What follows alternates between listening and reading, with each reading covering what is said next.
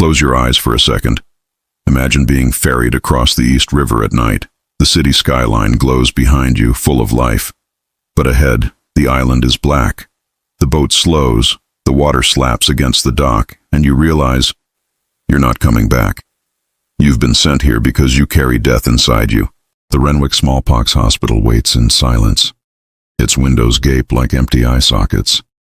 The walls rise over you, heavy stone, cold, indifferent. Once you step through the door, you will never leave alive. Thousands before you didn't. Inside, the air is sour. The smell of fever, of skin peeling, of bodies stacked beneath sheets that never stop moving with breath. You hear coughing in the dark, violent, wet, endless. A single lamp burns somewhere down the corridor, but it only makes the shadows thicker. Nurses walk past you without meeting your eyes. They know you are already gone. When the city built this place in 1856, it wasn't for care. It was for quarantine, to remove the infected from sight, to bury them in stone before the earth took them. For decades, boat after boat unloaded the dying onto this island.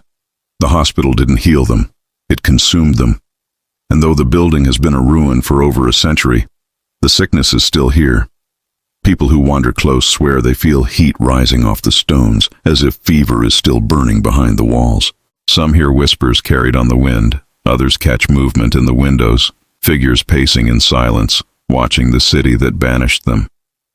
You tell yourself it's tricks of the light. But when you stand before the ruin at night, with the floodlights casting jagged shadows across the stone, it feels alive.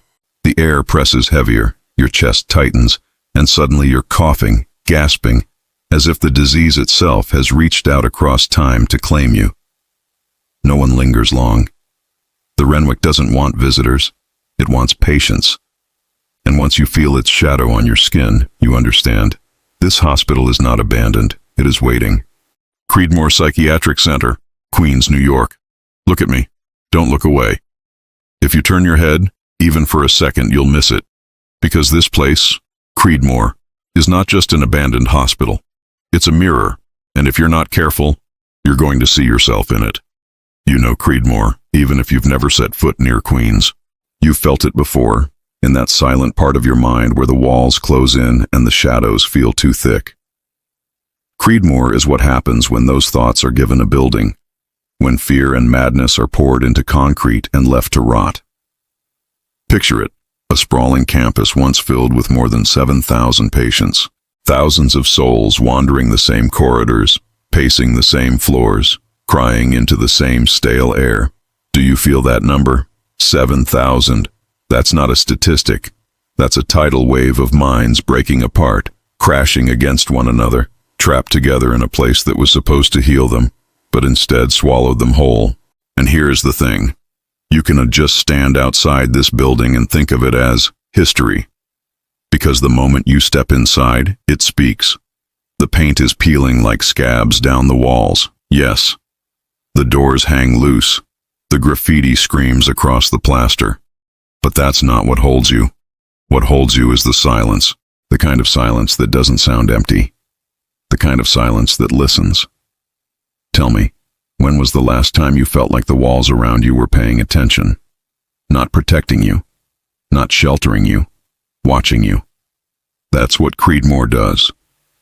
Explorers who walk those halls say the silence doesn't stay silent for long. First it's footsteps, a shuffle just behind them, too slow, too heavy to be their own. Then doors slam, not once, but again and again, like the building is testing their nerves. And then the voices come. Faint, impossible to catch clearly. Whispers that slither into the back of your neck. Whispers that feel like they're calling you by name. Let me ask you something. If you were standing there, hearing your name echo down an empty corridor, would you follow it? Or would you run? Be honest with yourself. Which one? Some don't run, some follow. And what they find is worse.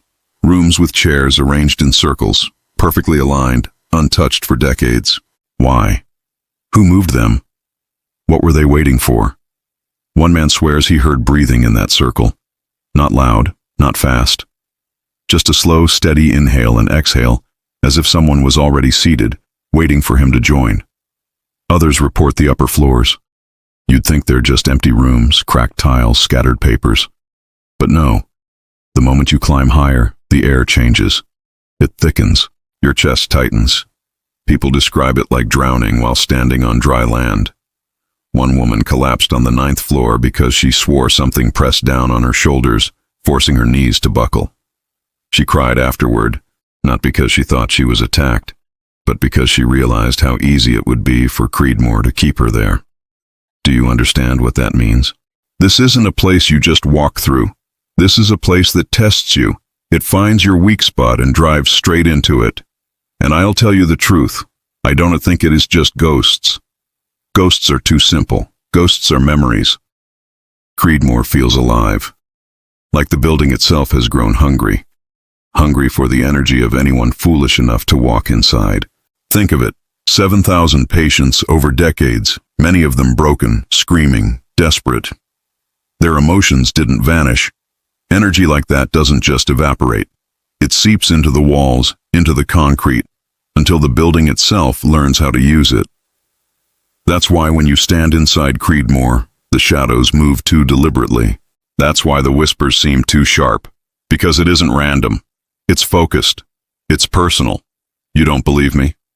Fine. But tell me this. Why do so many explorers leave without speaking of what they saw? Why do grown men, hardened urban explorers who laugh at danger, refuse to go back a second time? Because Creedmoor doesn't just scare you. It shows you something you can't unsee. Something in yourself. One visitor swears he saw his own reflection in a broken mirror. Nothing strange about that, except his reflection was smiling while he wasn't. Another claims that as he walked the hallways, he heard a voice whisper his deepest fear, a secret he had never told anyone.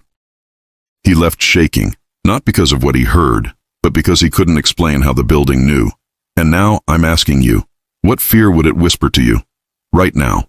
What secret would Creedmoor pull from the back of your mind and dangle in front of you like bait? Think about it. Hold it in your chest. That's how the building gets inside. When you leave Creedmoor, you don't feel relieved. You feel followed. People say they hear footsteps days later in their own homes. Doors creak open at night. Shadows pool in corners they swear were empty. One woman claims she woke up to find a circle of chairs in her basement, perfectly aligned, just like the ones she saw in Building 25. She lives alone. That's why I told you not to look away. Because Creedmoor isn't just a place in Queens. It's an infection.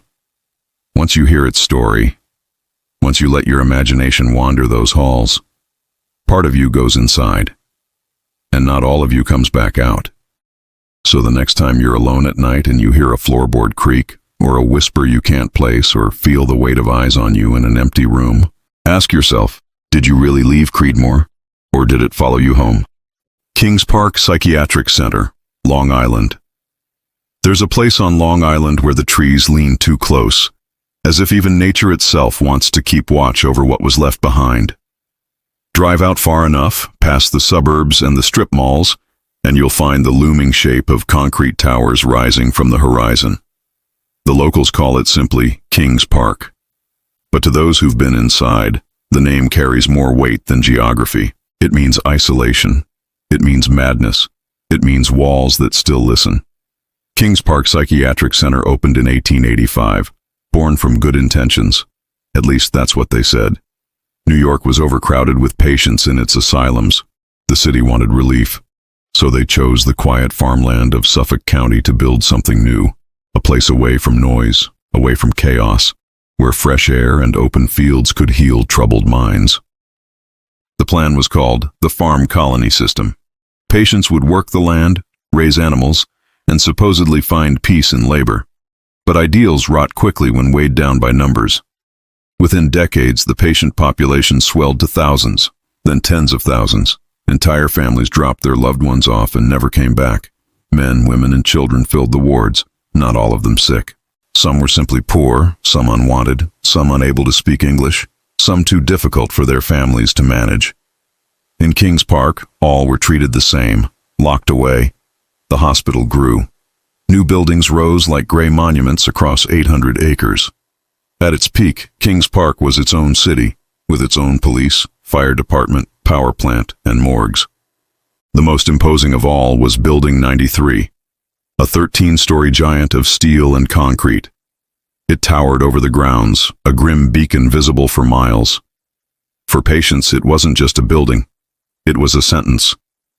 Inside, the smell of disinfectant clashed with the stench of sweat and fear. Narrow hallways led to endless wards lined with iron-framed beds. Patients wandered in paper gowns, some dazed, some frantic. Screams pierced the night, muffled by thick walls. In the treatment rooms, electroconvulsive therapy jolted bodies until they writhed against restraints. Ice-pick lobotomies carved silence into restless minds. Hydrotherapy locked patients into scalding or freezing baths, not for minutes, but for hours. Staff justified it all. They said it was medicine. They said it was progress. But the patients told another story. Whispers of abuse traveled the halls, hands that struck instead of soothed, needles that punished more than healed, and always the feeling that once you entered Kings Park, you belonged to it, body and soul. When deinstitutionalization swept America in the 1970s, Kings Park emptied slowly. Patients were released, transferred, or abandoned on the streets. By 1996, the hospital closed for good. The windows shattered, the doors chained, the wards left to rot. But decay did not erase what had happened. Today, Building 93 still towers over the trees, its broken windows staring like empty eyes. Step inside, and the air hits you, damp, metallic, heavy with mold and something harder to name. The hallways stretch like veins, lined with wheelchairs left to rust, patient files scattered across the floor, mattresses stained and collapsing in piles. Explorers who enter describe the same things. The temperature drops, the silence hums, and then the noises begin. A shuffle of feet just ahead. A door slamming 3 floors above. Voices calling from empty wards, sometimes sharp, sometimes soft, but always near enough to freeze your blood. One group reported climbing the stairwell of Building 93. On the 7th floor, they found children's toys, a doll with glassy eyes, a puzzle half-assembled, a tricycle rusting in the corner. They laughed nervously, assuming it was left by another explorer. But when they descended the same stairwell an hour later, the toys were gone. The corner was empty. Others tell of shadows on the walls, taller than a man, distorted like stretched silhouettes. Cameras malfunction, batteries drain. Recordings capture screams too faint for human ears, but sharp enough to spike the audio meters. And some claim they've seen faces peering from broken windows as they stood outside, faces pale, hollow-eyed, watching silently. But the strangest stories come from Building 93's elevators. Though long defunct, explorers swear they sometimes hear them moving, cables whining, doors rattling. One man claimed he stood outside an elevator shaft when the sound of grinding machinery roared above him, as if the car was descending fast. Dust rained down, the noise thundered closer, but when he looked up, the shaft was empty. No car, no cables, nothing. Locals avoid the area after dark. They say the building breathes at night, its windows glowing faintly, its upper floors alive with shadows. Some claim they've seen figures pacing across the rooftop, vanishing when confronted. Hunters, dog walkers, and hikers in the nearby park report hearing screams carried on the wind, echoing from the direction of the asylum. There's a heaviness to Kings Park that's different from other ruins. It's not just about death, it's about despair. Thousands of people trapped in a system that never let them leave, their suffering pressed into the very walls. And when you walk its corridors, that despair seeps into you. The walls are damp, but it feels like more than water. It feels like memory. Even standing outside, you can sense it. The building looms, dark against the sky, daring you to enter. Most don't. Those who do rarely linger. They come out pale, shaken, silent. Some refuse to speak of what they saw inside. Others admit only this. Kings Park doesn't feel abandoned. It feels hungry. Perhaps it still waits for the footsteps of patients. Perhaps it feeds on the fear of intruders. Or perhaps it simply holds on to what it always held, the forgotten, the broken, the unwanted. And it will never let them go. To look at Building 93 is to look at a monument not just to mental illness, but to the way society discards those it doesn't want to see. The building stands because the pain refuses to collapse. The ghosts stay because the memories demand to be remembered. And if you listen long enough, if you stand still and let the silence wash over you, you will hear it. The shuffle of feet, the rattle of gurneys, the whisper of voices that never left. Kings Park is not just a ruin, it is a wound, and wounds do not heal when they are left to rot. Letchworth Village, Thiels, New York. Some places feel wrong the moment you hear their names. Letchworth Village is one of them. Even before you arrive, the words carry weight, heavy, sharp, unsettling. And when you do arrive, when you step into the cracked pavement and crumbling buildings of this once sprawling institution, you understand why. The air itself feels bruised. Letchworth opened in 1911, built to house the mentally ill, the physically disabled, and children who were born into lives society didn't want to see. On paper, it was a place of compassion, designed as a state institution for the feeble-minded and epileptic. In practice, it became a warehouse for human suffering.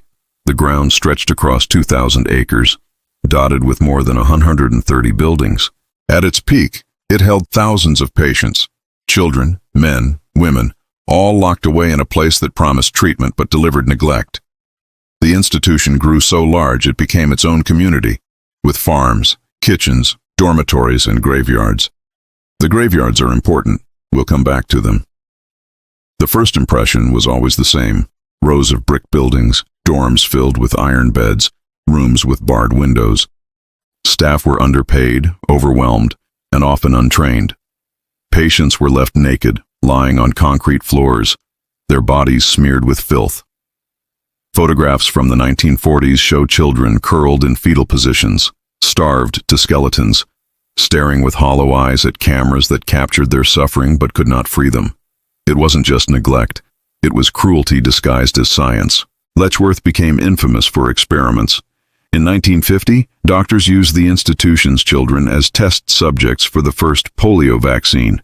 They didn't ask permission. They didn't care. They simply injected and waited. Some children survived, others didn't, and those who died, they were buried in fields not far from the hospital.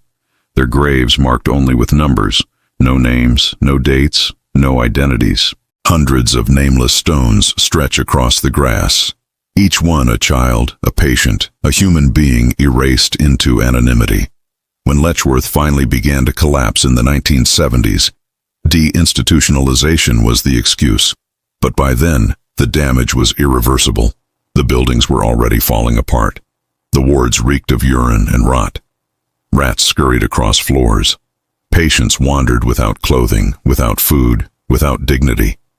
When the institution officially closed in 1996, the state sealed its doors, but not its memory. Step inside today, and you'll feel it instantly. The dormitories are empty, but the beds remain. Mattresses shredded, springs exposed like rib cages.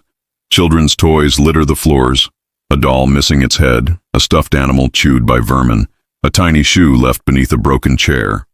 The silence is not quiet. It hums, low and oppressive, as if the walls themselves are holding their breath. Explorers describe hearing footsteps in locked hallways, the sound of bare feet slapping against tile. Some report distant crying, high-pitched, thin, like a child sobbing behind closed doors. Others swear they've seen small figures dart across doorways, vanishing before they can be followed. One story is told again and again. In the old children's ward, explorers find handprints smeared across the walls. Small handprints, faint and gray, as if pressed into the plaster decades ago. Some swear those prints change locations. They walk through one hallway, see the prints near the floor. On the way back, the same prints appear higher, stretched up the wall, as if the child who made them has grown. And then there's the graveyard, rows of stones marked only by numbers, half swallowed by grass and moss. Visitors say the air changes here. It grows heavy, colder, pressing down on your shoulders. Some report hearing whispers carried through the wind, voices repeating numbers over and over. Explorers who photograph the graves often find anomalies. Streaks of light, shadowy figures hovering near the stones, faces forming in the grass. The cruelty of Letchworth was not just physical, it was erasure. To lock away unwanted children, to strip them of names, to experiment on their bodies, to bury them in anonymity. It is a wound carved into the history of New York. And that wound has not closed. Stand in one of Letchworth's crumbling hallways, and you will feel it. The peeling paint curls like skin. The ceilings sag with mold. The windows gape like open mouths. And the silence. The silence presses into your chest until you swear you hear voices inside your own head. They whisper not in words but in emotion, hunger, loneliness, despair. One explorer described walking into a dormitory and feeling the sudden urge to weep. He was not sad when he entered. He was not thinking of sorrow. But the moment he crossed the threshold, tears blurred his vision, his throat clenched, and he collapsed to his knees. He left shaken, convinced the room itself carried despair so heavy it infected him. Others tell of shadows darting just behind them, the sound of doors clicking shut when none are there, the sensation of tiny hands brushing against their arms in empty corridors. Some leave laughing, dismissing it as nerves. Others refuse to speak of what they saw. The truth is this: Letchworth was never a place of healing. It was a machine of abandonment, a factory of forgotten lives. Its walls do not echo with ghosts by accident. They echo because the weight of what happened there is too much to vanish. The dead are not quiet because they were not given dignity in life. And maybe that's the real horror of Letchworth. Not the shadows, not the whispers, not even the graveyard of numbered stones. The horror is the realization that the ghosts are not strangers. They are children. Children whose lives were erased so thoroughly that even in death, they are known only as numbers. Walk through the ruins long enough, and you'll feel their eyes on you. Not angry, not violent, just waiting for someone to remember them, to say their names, the names no one ever wrote down. Until then, the silence of Letchworth is not silence at all. It is grief, endless and unfinished. And if you leave, if you drive away, you may notice something unsettling. The sound of children's laughter in the back seat, the faint impression of handprints on your windows. Letchworth does not let you go so easily, because once you've walked its grounds, once you've stood among its numbered graves, a part of you belongs to it. Willard Asylum for the Chronic Insane, Finger Lakes, New York. There are places where the walls don't just remember, they cling. Willard Asylum is one of them. Perched on the shore of Seneca Lake, hidden among the rolling hills of upstate New York, it looks almost peaceful from a distance. A cluster of brick buildings, old trees swaying, the calm water stretching beyond. But step closer and you feel it, the weight of thousands of lives that entered these gates and never came out. Willard opened in 1869. Its purpose was different from other asylums. It wasn't a place for treatment in the short term. It was a place for the incurable, a final stop, a warehouse of forgotten souls. Once admitted to Willard, most patients never left. The institution even had its own cemetery because staff knew patients would die there. For more than a century, over 50,000 people passed through its doors, and tens of thousands never left alive. The asylum sprawled across hundreds of acres, its wards connected by underground tunnels. Patients were moved unseen, out of sight, like cargo. Men and women were separated, stripped of belongings, stripped of names, reduced to case numbers. Their diagnoses ranged from schizophrenia to epilepsy to hysteria.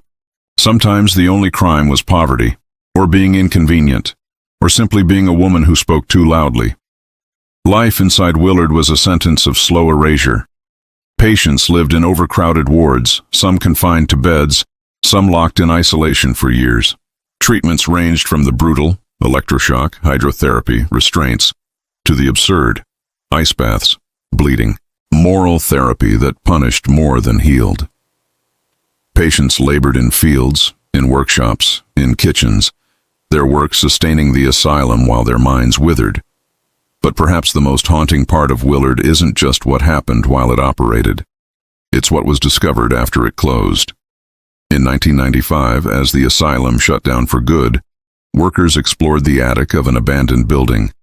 There they found something extraordinary, Hundreds of suitcases, dusty, forgotten, stacked in piles. Each belonged to a patient who had entered Willard decades before. Inside were photographs, letters, clothing, keepsakes, fragments of lives frozen in time. The patients who carried them inside had expected to leave one day. None of them did. The suitcases remained sealed for decades, silent witnesses to hope turned into despair. Think about that. Hundreds of people walked through the doors of Willard with a suitcase in hand, believing they would be treated, healed, and sent home. Instead, their luggage outlived them. Their lives reduced to files, their belongings to relics. The suitcases are now displayed in museums, but the stories inside those walls remain. Walk the grounds today, and you'll feel that emptiness pressing in. The buildings stand hollow, their windows gaping, their roofs caving. Paint peels like skin, pipes drip rust into stagnant puddles, and the air reeks of mold and rot. The tunnels beneath are pitch black, the walls sweating moisture, the ceilings low enough to brush your head. Explorers describe footsteps echoing behind them, though no one follows. Some say the tunnels breathe, exhaling stale air that smells of earth and decay. Inside the wards, wheelchairs rust in corners, restraints hang from walls, mattresses collapse into piles of dust. Patient records lie scattered across the floor, files of names, symptoms, diagnoses scribbled in faded ink. Some explorers claim those files change. They'll flip through a folder only to find their own names written inside, or dates that match the day they entered. Hallucination maybe, or maybe not. And then there are the apparitions. Figures in white gowns gliding across hallways, faces pale and blurred, eyes dark voids. Some explorers report hearing screams muffled behind locked doors, followed by silence so absolute it crushes the chest. Others feel hands pressing against their shoulders, cold and firm, guiding them deeper into the asylum. But the most disturbing stories always return to the suitcases. Explorers claim to see them not in museums, but in the asylum itself. A pile of leather trunks stacked neatly in a corner, untouched. Open one, and inside is something familiar, a dress, a letter, a photograph. Some swear the items inside belong to them, clothes they recognize, photos of their own families. One man described finding a suitcase with a letter written in his own handwriting, words he never remembered writing. Whether delusion or haunting, the message is the same. Willard doesn't just remember its patients. It collects, it stores, it waits. Locals avoid the asylum grounds, especially at night. They say the windows glow faintly, lights flickering in rooms that have no power. Figures are seen walking along the rooftops, disappearing when confronted. Some drivers passing the grounds report seeing women in gowns standing by the roadside, their faces hidden by shadows. The cemetery is the final, quiet testament. Over 5,000 patients lie buried there, their graves marked only with numbers. No names, no identities, just rows of stones stretching into the earth, anonymity covering lives erased. Stand there long enough, and you'll hear it, the sound of weeping carried on the wind, the kind that makes your own throat tighten before you realize you're not the one crying. Willard is not just a ruin. It is a mausoleum of memory, a monument to how society discards the inconvenient. Every peeling wall, every broken window, every rusting bed frame screams the same truth. They were forgotten. And yet, they are not gone. Because when you walk those halls, you don't feel alone. The air presses too close, the shadows move too deliberately. Every step feels guided, every breath feels stolen. The asylum wants you there. It wants you to stay, and maybe that's the final horror. Willard doesn't want to be abandoned. It wants company. It wants you. New York is a city of life, but its abandoned hospitals remind us of what hides beneath that life. Fear, despair, and the human urge to lock away what we don't want to face. Renwick, Creedmoor, Kings Park, Letchworth, Willard, each one different, yet bound by the same thread, walls built not just to heal, but to bury. When you walk through them, or even when you hear their stories, you feel it, the weight pressing on your chest, the whispers in your ears, the shadows at the edge of your vision. They are not empty. They are not ruins. They are traps of memory, cages of suffering, monuments of silence, and the silence never ends. If you ever find yourself standing before one of these places, ask yourself one question before you enter. What if the doors don't let you leave? Because sometimes the most terrifying thing about abandoned hospitals is not the ghosts that linger inside. It's the realization that once you've heard their stories, part of you never escapes.